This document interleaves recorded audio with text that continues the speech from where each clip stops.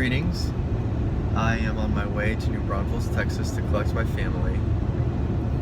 And even though using a phone while driving is not necessarily always the safest thing, I have a hands-free setup here, and I want to make a couple of videos on some of the nervous system physiology, try to clarify a couple of things, and I wanted to do it now so that it could be useful to you guys as you study over the weekend instead of me doing it on Sunday night or Monday morning. So, enjoy the view out the back window as I approach Wichita, Kansas on southbound I-35. So the nervous system, we know it's mission control. We know the nervous system controls the body. It's the one that makes muscles move. It's the one that sends a message to muscles telling it to move. The nervous system also hears. It also hears a message that's sent. In the nervous system, messages are sent, but messages are also received. Okay? Other organs that we call target organs have the capability of receiving messages from the nervous system as well and acting on them. Okay? The language of the nervous system is electricity. It's electricity, it's voltage, it's charges, positive and negative, it's current flow, it's resistance.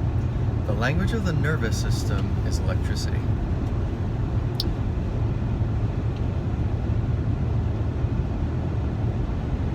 The nervous system is bilingual in a sense that it sometimes translates its messages into a chemical signal and then back into an electrical signal, and then perhaps later into chemical. But electricity is the initial form of the message, and some electrical principles are important to understand. So one, we're going to review some of that. We're going to remind ourselves of what is an action potential, what is it for, how is it generated, how is it spread, and what is the result, and why does it matter. An action potential is a message, a signal, an electrical signal, okay? And a signal or a message, what good is it if it's not heard? If a bird is singing in the woods and it's beautiful, what good does it do me if I can't hear it? So I submit to you that communication is not just sending a message, it's also receiving it. Communication isn't just talking, but it's also listening. And when I say synapse, a synapse is the point of communication between two cells. It's the point where the message is sent and received. And then, once a message is received, an effect can be produced. Consequence can be produced.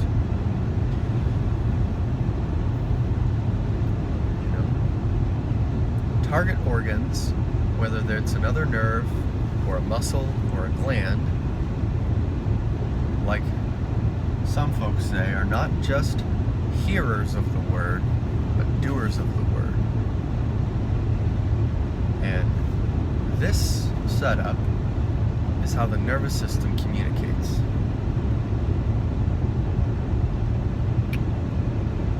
Electrical signals called action potentials are generated, they travel, they're received, they're heard, and they're acted on. The word goes out and has its desired effect.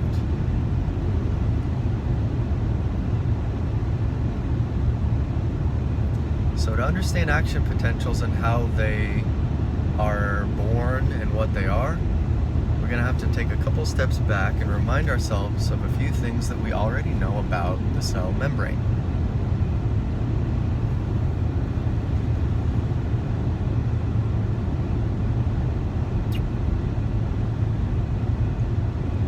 The cell membrane is polarized, if you'll remember.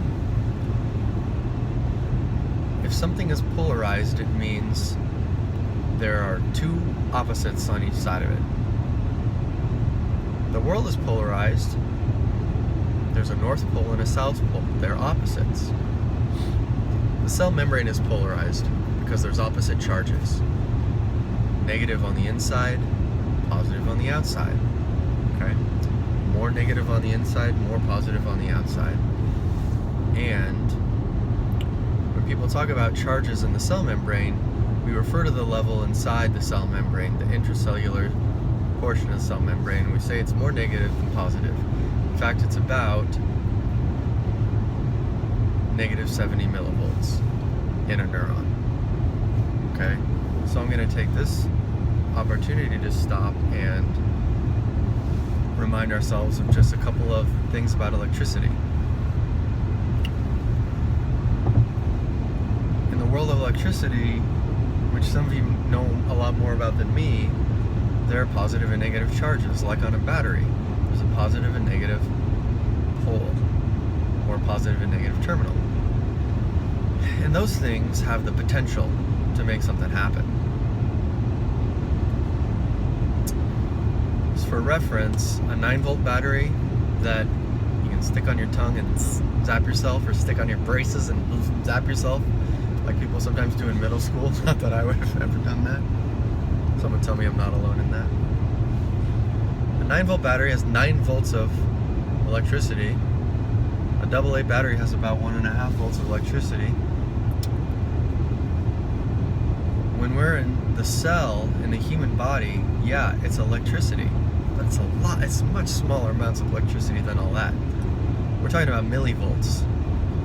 A millivolt is 1/1000th of 1 volt. So the inside of the cell is measured about negative 70 millivolts. We're talking about electricity, but small amounts of electricity.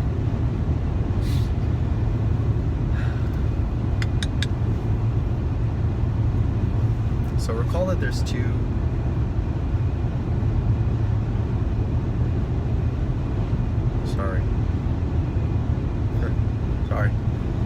So the electrical properties of a cell membrane is really determined by a couple things. It's determined by the ion concentration gradient from inside to outside the cell, which in turn is determined by and closely related to the permeability of the membrane itself.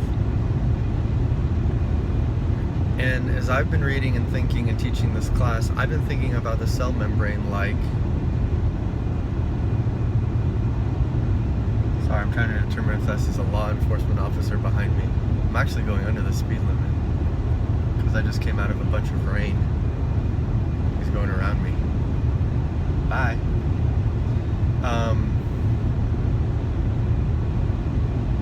Sorry, we're at 8 minutes. That's okay. Yeah. Okay. We're happy. As I've been thinking and teaching you about the cell membrane, I've been thinking about the cell membrane like the border of a country. The border between two countries. And I'm not making any political statements, but I'm talking about the border between two countries. And at some points along a border, it's very easy to cross it. If you wanted to cross it, if you had some survival skills, and if you had a